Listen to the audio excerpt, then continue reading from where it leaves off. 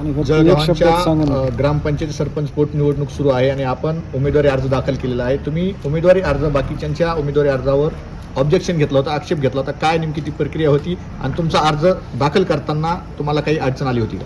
मला अर्ज दाखल करताना भरपूर अडचणी आलेल्या आहेत आणि निवडणूक अधिकाऱ्यांना अर्ज दाखल करते वेळेस तुमच्यासोबत कशी वागणूक केली? तुमचा अर्ज घेतला का? निवडणूक अधिकाऱ्यांनी आमचा अर्ज लवकर घेतला नाही.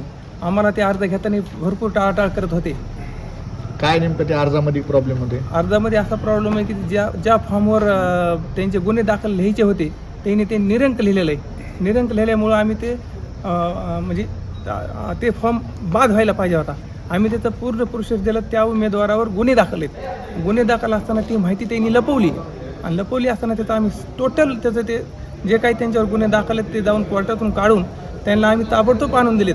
पण ज्यावेळेस आम्ही देताना त्यांनी पूर्ण टाळाटाळ केली आणि आत्ता देतो 10 मिनटं थांबा 15 मिनटं थांबा असं म्हणत त्यांनी आता आम्हाला 4 वाजेपर्यंत 4:30 वाजेपर्यंत घुमवलं आहे. आणि निवडणूक निर्णय अधिकारी शेवटी आता बोलले त्यांनी काय निर्णय सांगितला मला? त्यांनी अजून काहीच निर्णय सांगितला नाही. फक्त 10 मिनटं थांबा 15 मिनटं थांबा म्हणते. आता त्यांचे फलक लावले आहेत, त्याच्यामध्ये त्यांचं नाव दाखल केलेलं दाखवते. त्यांचे अर्ज वैध केलेले सुद्धा समोर येत आहे. तुम्हाला तसं काही मिळालं का निवडणूक अधिकाऱ्याकडून नाही, पत्र? त्यांनी काहीच दिलं नाही. मला अजून काहीही माहिती दिली नाही कुठलीच.